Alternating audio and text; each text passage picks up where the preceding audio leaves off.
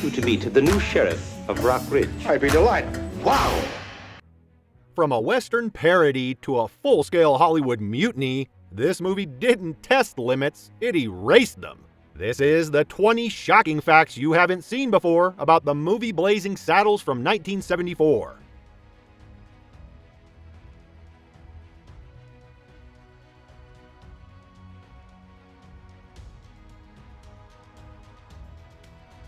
Studio executives hated the name. They thought it sounded dirty, suggestive, and risky. Some suggested safer options, but Mel Brooks refused every one. He said if the name made people uncomfortable before the movie even started, then it was doing its job. Many scenes had to be reshot because the crew couldn't stop laughing. Have a good night's rest. I missed you. That he laughed on every take, so it was very difficult to get that. Normally he doesn't laugh. Camera operators shook. Boom microphones dipped into frame. Even the assistant director had to be moved off set because his laughter kept bleeding into the audio. Mel Brooks finally yelled, "Stop enjoying the movie, we're still making it."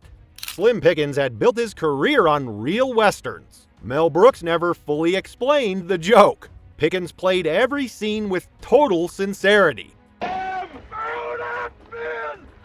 head him off at the pass! Head them off at the pass? I hate that cliche. No winks, no exaggeration. He treated fart jokes and chaos like serious frontier drama. That seriousness grounded the madness and made the absurd moments land even harder. Whirling transient nodes of thought, careening through a cosmic vapor of invention. Ditto. Ditto?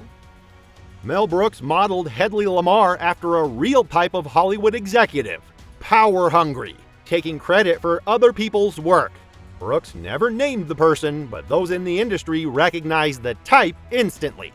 Harvey Korman leaned fully into creating a villain so ridiculous he felt real. Before release, censors flagged entire pages. Racial language, sexual jokes, religious satire, Nazi jokes. Excuse me while I whip this out. One warning reportedly said the film could end careers. Mel Brooks refused to back down. His argument stayed simple. If you remove the edge, you remove the point. When Warner Brothers executives first saw early cuts, they weren't laughing. They were terrified. They thought the movie was chaos. Some wanted to quietly pretend it never existed. Mel Brooks demanded one thing before that happened: a real test screening with a real audience. At the test screening, the audience stayed quiet for nearly 20 minutes. Then came the campfire scene.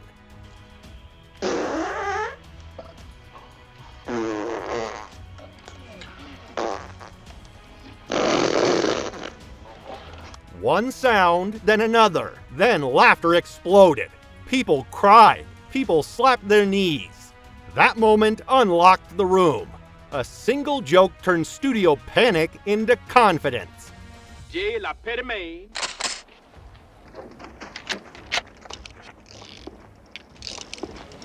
I hereby assume the duties of the office of sheriff in and for the township of Rockridge. Clavon Little made history as one of the first black leads in a major Hollywood comedy.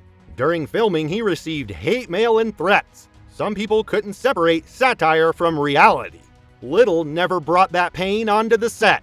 He stayed calm, confident, and sharp, turning his performance into something quietly fearless. Mel Brooks brought Richard Pryor in to help write the script. Pryor sharpened the jokes instead of softening them. Brooks wanted Pryor to star as the sheriff. The studio refused, fearing controversy.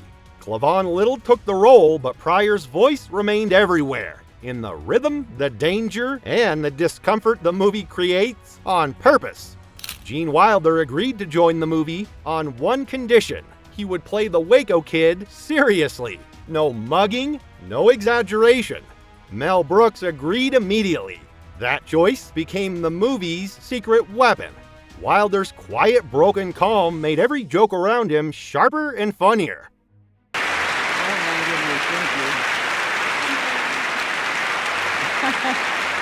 Thank you.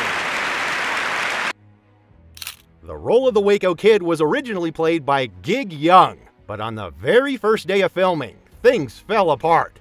Because of being drunk on set, Young was removed from the film entirely. Then Gene Wilder was called and said yes without hesitation. And in that moment, a crisis turned into one of the most iconic performances in comedy history. Mel Brooks didn't just bring Richard Pryor in to help write jokes. He wanted Pryor to be the star. Brooks believed Pryor was the heart of the film's message. Pryor's comedy made people uncomfortable first, which was the point. The studio refused, and the role went to Clavon Little, who delivered a confident and legendary performance. One of the most shocking gags in the film involves the character punching a horse, knocking it out cold.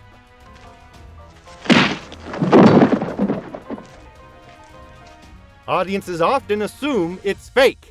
It wasn't. The moment was carefully staged with a trained horse and a professional stunt performer. The horse dropped on cue, and the shot was completed in a single take. Once that horse went down, viewers understood that anything could happen next. One of the film's slapstick explosions almost went wrong. A dynamite charge was rigged to explode after actors cleared the blast zone. On the day of filming, the charge detonated early. The entire set froze. After that incident, Mel Brooks tightened safety rules. Still, he kept the shot in the movie. The danger added to the chaos. When Warner Brothers executives watched the final cut, one moment stood out. The ending. Characters break the fourth wall, leave the movie, wander into other sets, then drive away in a limo.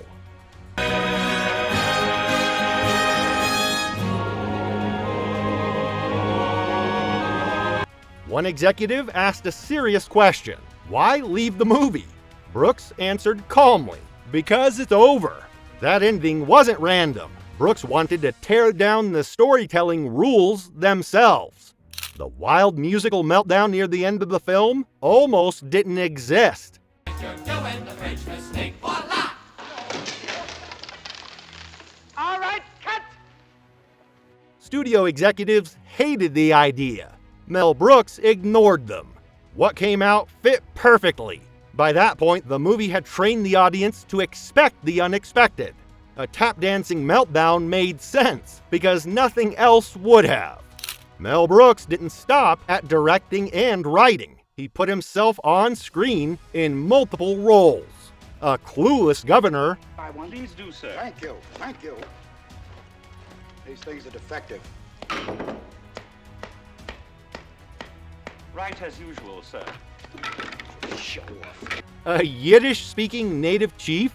He didn't need preparation, he needed chaos. Those performances weren't about acting range, they were about tearing down systems that take themselves too seriously. Mr. Walter Mirish.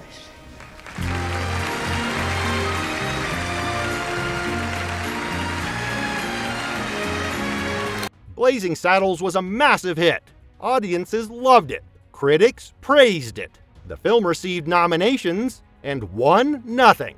The satire was too sharp, the language too raw, the message too uncomfortable for Hollywood to publicly celebrate. Mel Brooks later joked that the movie didn't win Oscars, but it won something better: longevity. Shooting Harvey Korman and bad guys escaping from Warner Brothers, escaping from the black sheriff who was... Mel Brooks has said plainly that Blazing Saddles could not be made today. Not with that language, not with that ending. The movie existed at a very specific moment. Its goal was to attack hypocrisy head-on, using comedy as a weapon. That kind of satire walks a razor's edge. Once crossed, it doesn't get crossed again the same way.